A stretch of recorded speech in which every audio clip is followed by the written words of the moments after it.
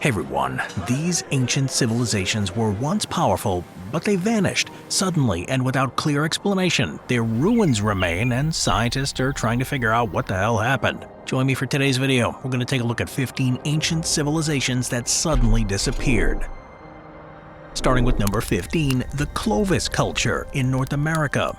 In the archaeological record of North America, few discoveries have stirred as much debate as the Clovis culture.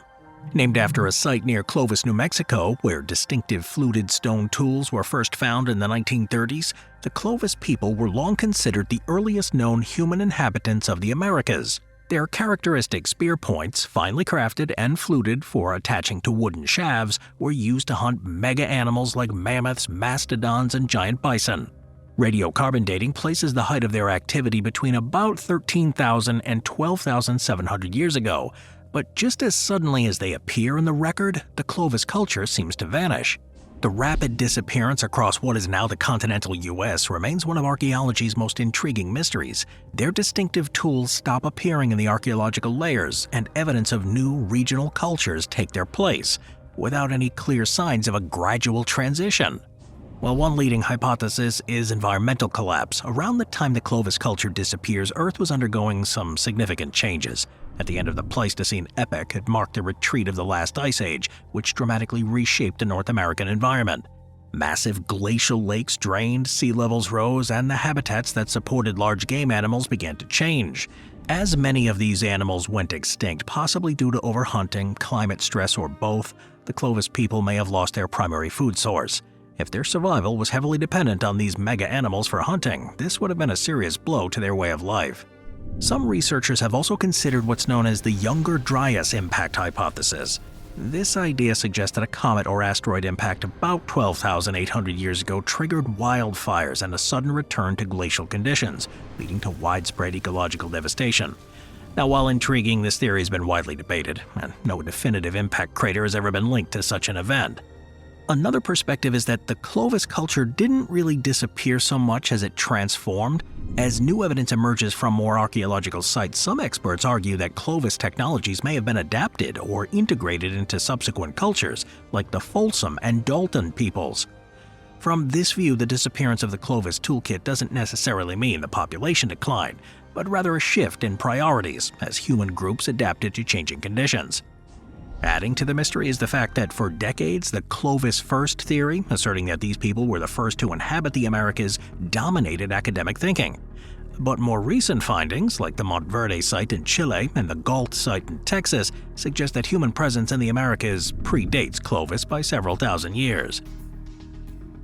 Number 14. The Indus Valley Civilization of Northwest India.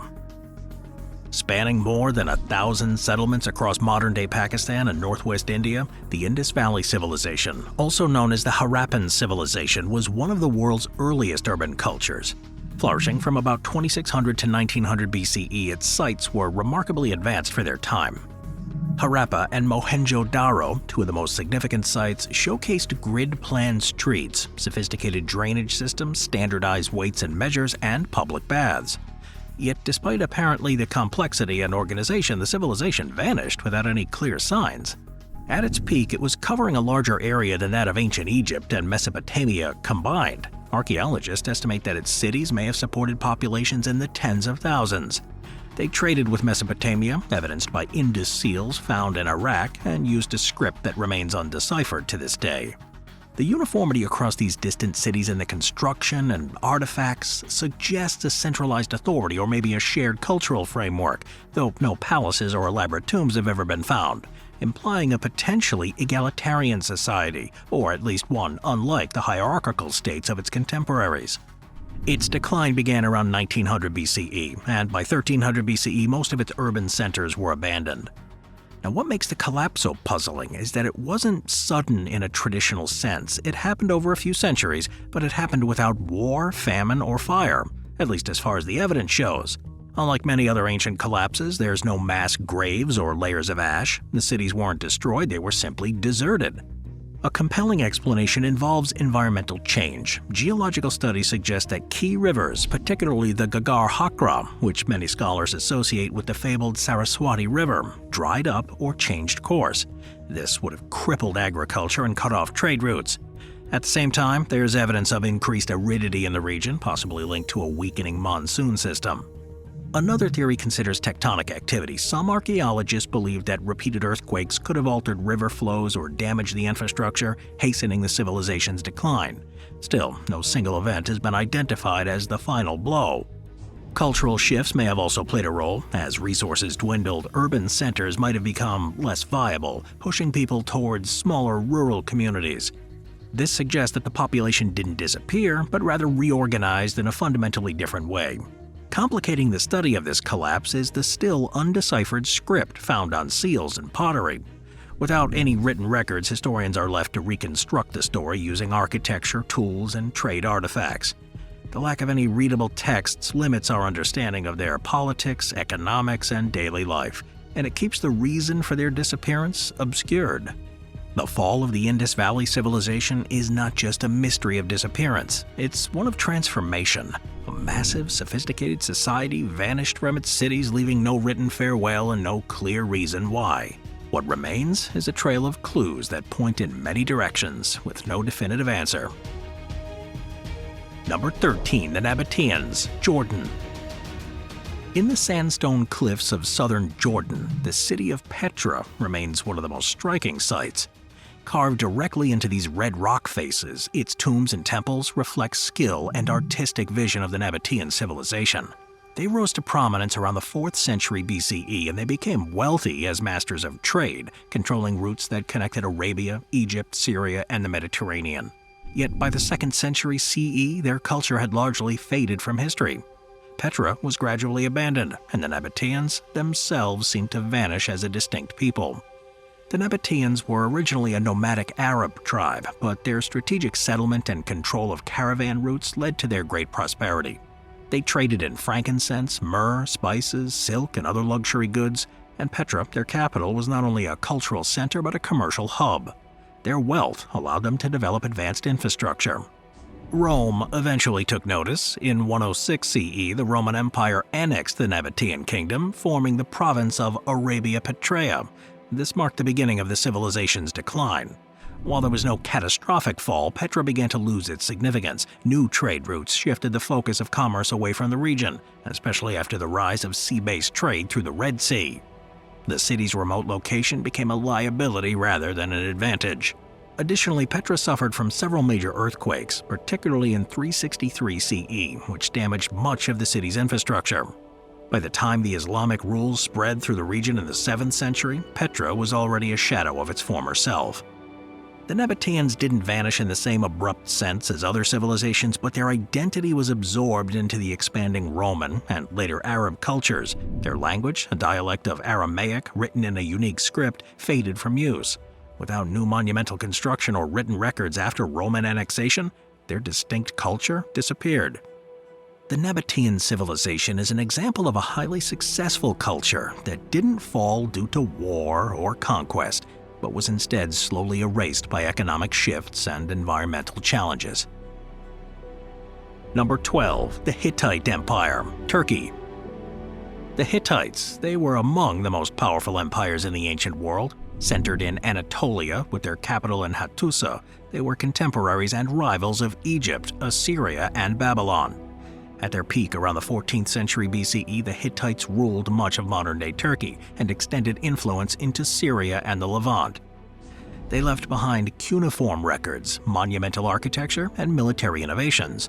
But by the end of the 12th century BCE, their empire had disintegrated. The capital burned and abandoned. The Hittites then disappeared from history for over 3,000 years. The rediscovery of their civilization is one of archaeology's greatest stories. For centuries, they were known only from references in Egyptian and biblical texts. Their identification as a real people came in the early 20th century with the excavation of Hattusa and the decipherment of their language, an Indo-European tongue preserved in thousands of clay tablets. The Hittites were organized as a central kingdom with a king regarded as both a political and religious leader.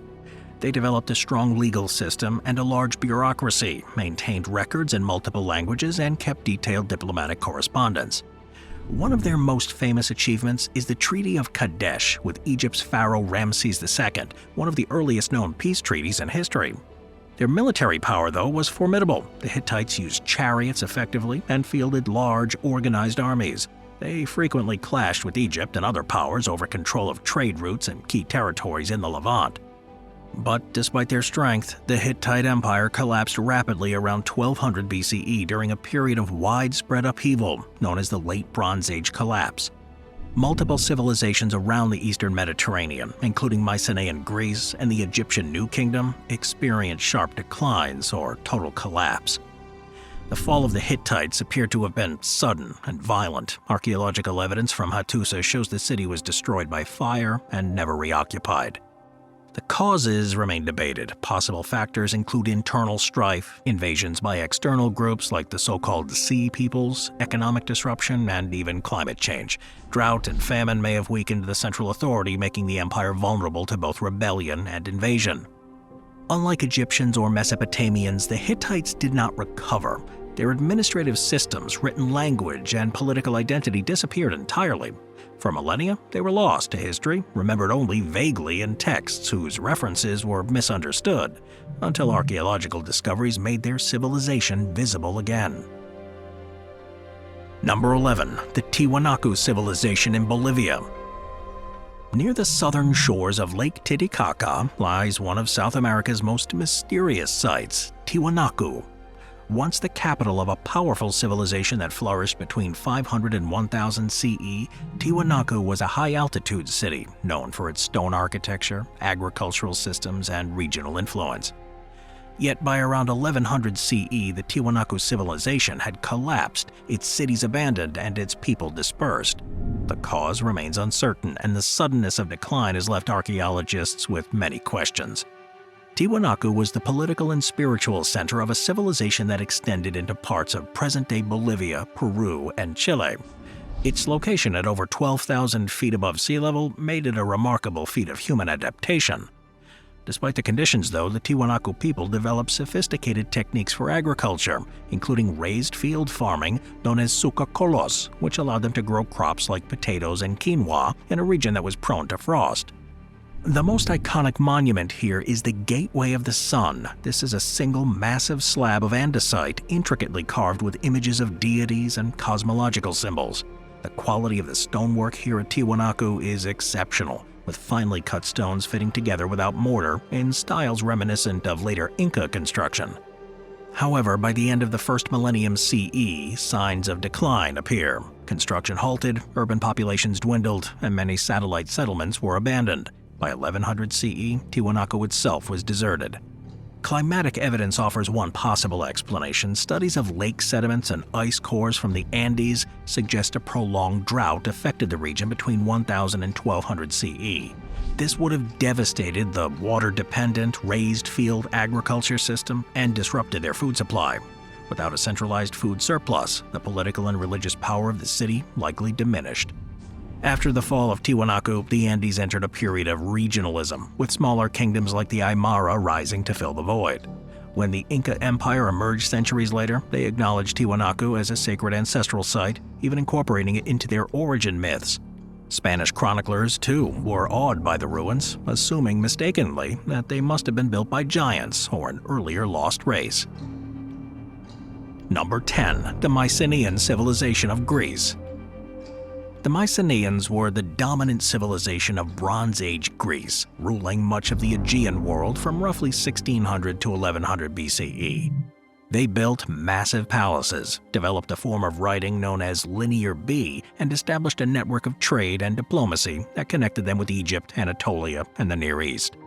They are the likely inspiration behind many of the legends in Homer's Iliad and the Odyssey, including the story of the Trojan War. Yet by the end of the 12th century BCE, Mycenaean palaces had been destroyed, their writing system fell out of use, and their cities were abandoned or depopulated. Greece entered a centuries-long period known as the Greek Dark Ages. The Mycenaean world was organized around powerful palace centers like Mycenae, Pylos, Tiryns, and Thebes. These were just not royal residences, but administrative hubs where the officials tracked inventories, managed the agriculture, and oversaw trade. Their society was hierarchical, with a king at the top, followed by a structured bureaucracy and an elite warrior class. They were also skilled builders. The citadels of Mycenae feature cyclopean walls, so named by later Greeks who believed only giants could have moved such massive stones. The Lion Gate of Mycenae and the beehive-shaped Tholos tombs remain iconic structures of the era. Linear B tablets discovered at Pylos and Knossos provide insight into the bureaucratic systems, although these were primarily used for record-keeping rather than literature or chronicles. The Mycenaeans were literate, but their writing ceased completely after the collapse. No new texts were produced for centuries. The civilization's fall was sudden and widespread. Between 1200 and 1100 BCE, nearly all the palace centers were destroyed. Trade routes collapsed, craftsmanship declined, and population levels dropped. The cause of the collapse remains debated, but one likely factor was the broader Late Bronze Age collapse, which affected the Hittites, the Egyptians, and others. This period saw widespread disruption across the eastern Mediterranean. Cities burned, systems failed, and the cultures fell into disarray. Some theories point to internal stability, social unrest, class conflict, or overextension of palace economies. Others suggest external threats. The so-called Sea Peoples, a mysterious confederation of maritime raiders, are documented attacking Egypt and may have played a role in destabilizing coastal settlements. But whatever the cause, the results were pretty stark. The art of writing disappeared for more than 400 years. Monumental construction stopped, pottery styles became simpler, trade declined. This period, known as the Greek Dark Ages, persisted until the rise of the archaic Greek city-states in the 8th century BCE. Despite their fall, the legacy of the Mycenaeans endured. Oral traditions about their kings and battles were passed down and later codified by poets like Homer. Number 9. The Kingdom of Aksum, Ethiopia. In the highlands of northern Ethiopia and Eritrea stood one of the great civilizations of the ancient world, the Kingdom of Aksum. Rising to prominence around the 1st century CE and flourishing through to the 7th century, Aksum was a major player in global trade, rivaling Rome and Persia in both commerce and culture. And yet, by the 10th century, the once great capital city of Aksum had largely been abandoned. Its influence diminished and its civilization absorbed into the rising powers of the Ethiopian highlands. Its location near the Red Sea allowed it to control trade routes between India, Arabia, and the Mediterranean. The port of Adulis on the Red Sea coast was one of the busiest of its time, serving as a gateway for goods like ivory, gold, spices, frankincense, and exotic animals. Greek and Roman records mention Aksum regularly, often referring to it as one of the 4 great powers of its time, alongside Rome, Persia, and China. Their achievements were significant. Aksumite kings minted gold, silver, and bronze coins, some of the first in sub-Saharan Africa, bearing inscriptions in Greek and later in Ge'ez, the local script. They constructed towering stone obelisks, or stelae, some reaching over 30 meters in height, believed to mark the tombs of ancient rulers. One of their most important legacies is religious. In the early 4th century CE, under King Ezana, Aksum officially adopted Christianity, making it one of the first major empires to do so. Ezana's conversion was heavily influenced by a Syrian Christian named Frumentius, who later became the bishop of Aksum. The Ethiopian Orthodox Church, which still survives, traces its roots directly to that moment. The rise of Islam dramatically altered the trade dynamics in the Red Sea and the Indian Ocean. Muslim powers began to dominate the sea routes, and the once thriving port of Adulis fell into decline. This shift left Aksum increasingly isolated from its traditional markets. By the 10th century, Aksum had lost its political significance. The capital was abandoned in favor of more remote and defensible locations. While the kingdom itself didn't disappear entirely, its cultural traditions continued through successor states. It did cease, though, to function as a powerful empire. Number 8. The Cahokia Mound Builders, Illinois. In the floodplains near the Mississippi River, just outside modern-day St. Louis, once thrived the largest and most complex pre-Columbian settlement north of Mexico, Cahokia. At its peak between 1050 and 1200 CE, Cahokia was a sprawling city of plazas, temples, and homes. It may have supported as many as 20,000 people, rivaling the size of medieval London at the time. But by the 14th century, the city was abandoned. Its wooden palisades rotted away, its plazas overgrown. Cahokia was the center of the Mississippian culture, a widespread network of chiefdoms that spanned from the Great Lakes to the Gulf Coast. Its most iconic feature is Monk's Mound, a four-tiered earthen structure over 100 feet tall and 1,000 feet long, which likely served as a temple platform or ruling elite's residence.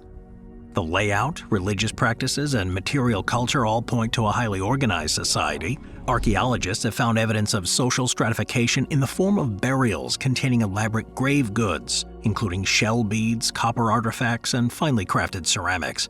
The Birdman burial, found in mound number 72, contains the remains of a male buried on top of a platform of over 20,000 marine shell beads, arranged in the shape of a bird, suggesting a powerful religious figure. Artifacts from the Gulf Coast, the Appalachian Mountains, and the Great Plains have all been found at this site. The presence of these exotic materials like mica, obsidian, copper, and Gulf Coast shells suggests some long-distance exchange and cultural influence. After 1250 CE, though, population levels began to fall. Mound building ceased, and by the 1350s, the site was largely deserted. No written records exist to explain the reasons, so archaeologists have pieced together a variety of theories. Environmental stress is a leading theory. The region may have suffered from deforestation, soil depletion, and flooding caused by overuse of the land and changes in the Mississippi River's course. Tree ring data and sediment cores suggest several episodes of drought and major floods between 1200 and 1350 CE, enough to cripple an agriculturally dependent society.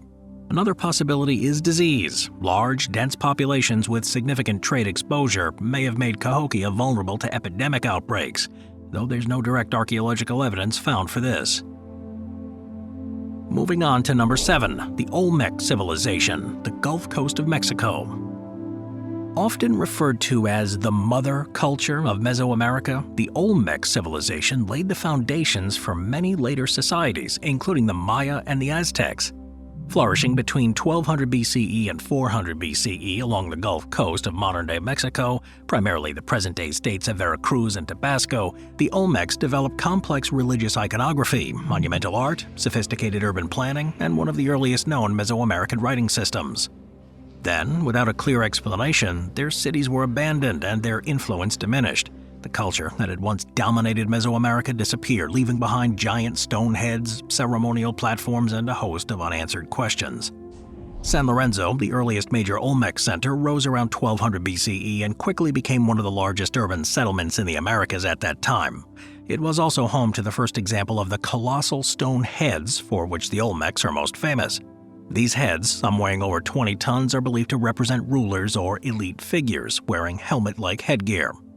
San Lorenzo's decline around 900 BCE was sudden. Evidence suggests many of its monuments were defaced and buried, indicating possible internal revolt or deliberate destruction. La Venta reached its height between 800 and 400 BCE, featured a large pyramid, elaborate stone altars, and further examples of colossal heads. Despite their achievements, the Olmec civilization entered a steep decline after 400 BCE. La Venta was abandoned, and no new major centers arose to replace it. Unlike the Maya or the Aztecs, the Olmecs left no cities that persisted into later periods. Why the Olmecs disappeared remains unclear. Some researchers suggest environmental degradation played a role. Extensive land clearing and farming may have led to soil exhaustion. There's no strong evidence of any foreign invasion, and while earthquakes are common in the region, no single catastrophic event explains this collapse. More likely, the Olmec culture slowly fragmented, its people absorbed into emerging regional cultures, and indeed many Olmec practices and religious ideas appear in later civilizations, suggesting continuity rather than complete disappearance. Their art and symbolism lived on, but the centralized Olmec civilization vanished. Number 6. The ancestral Puebloans. In the high desert plateaus in the American Southwest, the ancestral Puebloans, commonly referred to in older literature as the Anasazi, created a unique civilization that thrived for over 1,000 years. Centered in the Four Corners region where modern-day Utah, Colorado, New Mexico, and Arizona converge, this culture built some of the most remarkable architecture in North America. From the cliff dwellings of Mesa Verde to the massive ceremonial complexes of Chaco Canyon, the ancestral Puebloans left behind enduring stone cities and huge networks of roads. But by the end of the 13th century, their largest settlements were abruptly abandoned and their population dispersed into smaller, scattered communities. The roots of the Puebloan culture stretch back to around 200 CE, developing out of earlier traditions like the basket maker cultures. Over time, they transitioned from a semi-nomadic lifestyle to a settled agriculture, cultivating maize, beans, and squash. By 900 CE, they had begun constructing massive stone buildings called great houses, some rising multiple stories. Chaco Canyon in northwestern New Mexico became the spiritual center of this culture between 850 and 1150 CE. This complex featured astronomical alignments, kifas or ceremonial chambers, and a network of over 400 miles of straight engineered roads connecting to outlying communities. Further north at Mesa Verde, entire villages were built into the sides of cliffs. These dwellings, like the famous Cliff Palace, provided shelter, defense, and proximity to water. The structures were accessible only by ladders or narrow paths and indicated a need for protection or seclusion. The ancestral Puebloans were deeply spiritual, with cosmology and nature-based religion central to their way of life. Petroglyphs, pottery, and architectural layouts often reflected the solar and lunar cycles. Trade networks extended as far as Mesoamerica, evidenced by the presence of turquoise, macaws, copper bells, and seashells from distant coasts. Yet by the late 1200s, their major settlements were empty. Entire communities disappeared from the canyon, Mesa Verde, and other sites. The population relocated to regions farther south, forming the basis of the modern Hopi, Zuni, and Rio Grande Pueblo communities. Social factors may have accelerated the decline. Evidence of fortifications, burned buildings, and mass graves in some regions point to possible conflict, either internal or with neighboring groups. Religious or political upheaval could have also fragmented and centralized power structures that held these communities together. Number 5. The Hohokam Civilization in Arizona. In the Sonoran Desert of present-day southern Arizona, the Hohokam civilization thrived for over a millennium, building an advanced society based around large-scale irrigation agriculture. From roughly 200 CE to 1450 CE, the Hohokam engineered hundreds of miles of canals to carry water from the Salt and Gila rivers, sustaining crops and communities in one of North America's driest environments. They constructed elaborate ceremonial centers, crafted fine pottery and jewelry, and maintained trade links stretching into Mesoamerica. Yet by the mid-15th century, their settlements were abandoned, the canals fell into disuse, and the Hohokam faded from the historical record. The name Hohokam comes from the O'odham language and means those who have gone. While the people didn't call themselves this, the term reflects how their physical presence and much of their legacy disappeared. What they left behind, however, testifies to their cultural complexity. They were among the most skilled canal builders in pre-Columbian North America. Their systems included embankments, diversion weirs, and reservoirs, some stretching over 10 miles, and these networks irrigated thousands of acres of corn, beans, squash, and cotton. But beyond agriculture, they developed a complex religious and social practice. At sites like Snaketown and Casa Grande, archaeologists have uncovered ball courts similar to those found in ancient Mesoamerica. They also constructed platform mounds and ceremonial plazas that served as centers for ritual, governance, and public gathering. Artisanry flourished in the Hohokam society. They produced highly decorated red-on-buff pottery and crafted ornaments from seashells, turquoise, and obsidian. Shells from the Gulf of California and copper bells of Mesoamerica origin point to extensive trade networks too. The reason for their collapse is debated. One possibility is environmental degradation. The scale of their irrigation likely led to soil salinization or erosion, gradually reducing their productivity. Repeated droughts, evident in some tree ring and sediment records, could have further strained resources, especially in a desert already dependent on controlled water. Social upheaval may have played a role too. Archaeological evidence of burned structures and sudden abandonment suggests conflict, possibly due to internal strife or pressure from migrating groups. As centralized systems broke down, communities may have fractured, abandoning any large-scale public works in favor of smaller lifestyles. Another theory points to disease. While no direct evidence has been found, it is possible that contact with Mesoamerican or other distant trade partners brought epidemics that devastated their communities.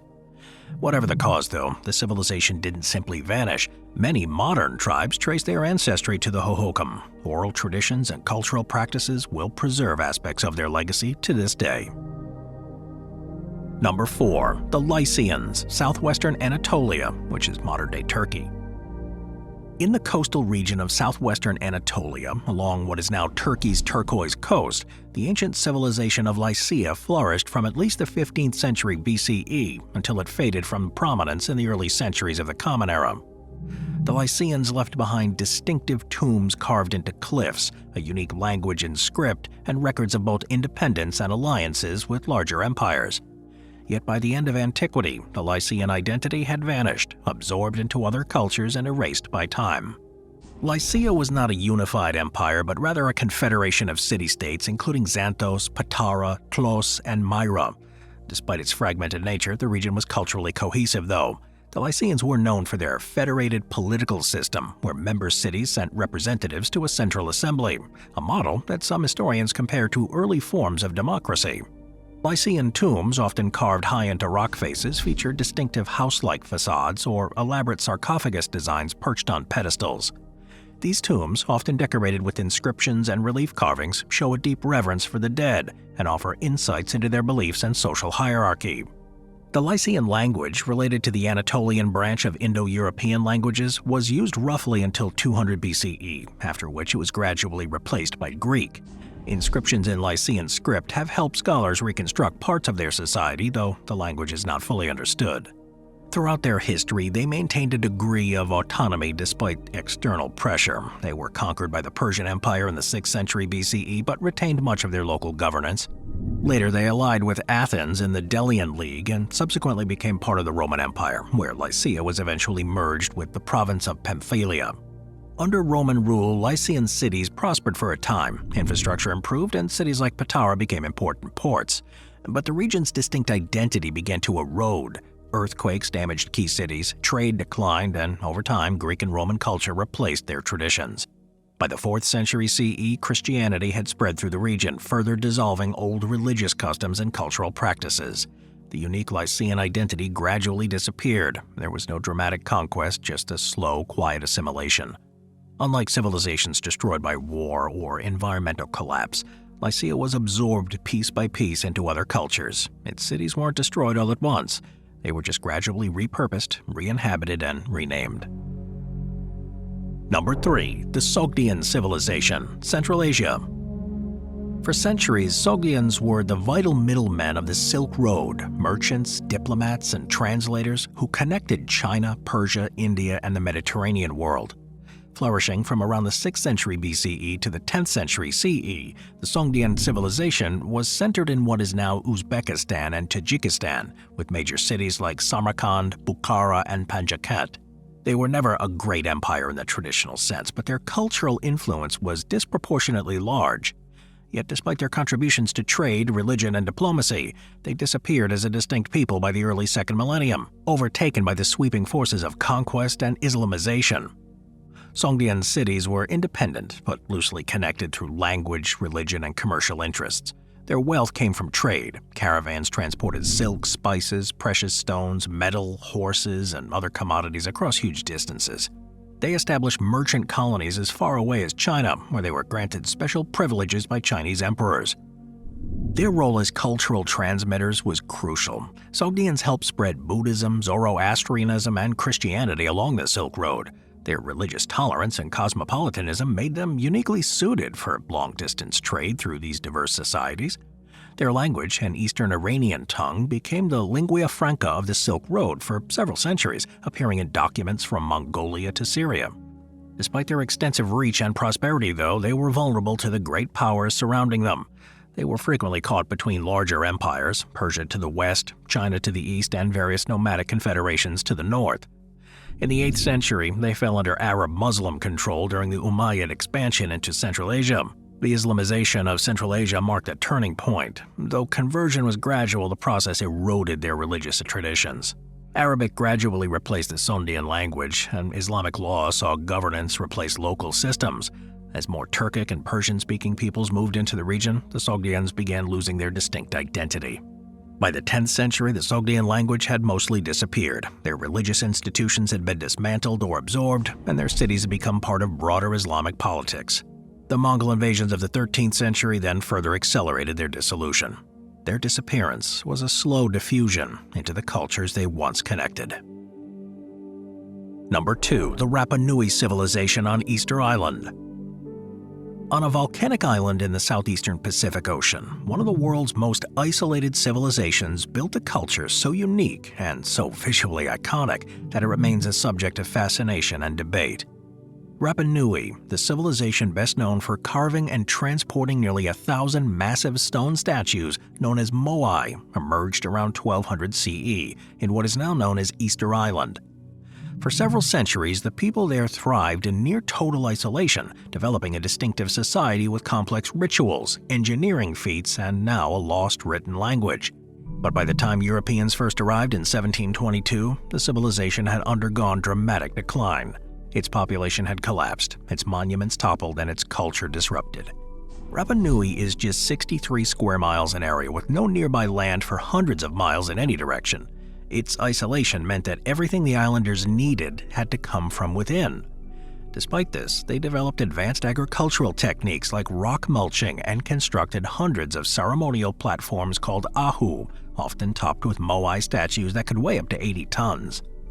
Archaeological evidence shows that the island once supported a complex society with clan-based governance, religious leadership, and a class of artisans and engineers. The island was home to a script known as Rongo Rongo, found on wooden tablets. Though still undeciphered, it's considered one of the world's few independently developed writing systems. So, what caused the decline? One widely accepted theory is environmental collapse. As the population grew and moai construction intensified, deforestation accelerated. Palm forests were cleared for agricultural expansion, canoe building, and transporting statues. Without trees, the island lost topsoil, reducing agricultural productivity, and erosion made farming more difficult, and eventually key resources became depleted. By the time European visitors arrived, the island's forests were gone. Oral histories and archaeological data indicate that societal unrest then followed.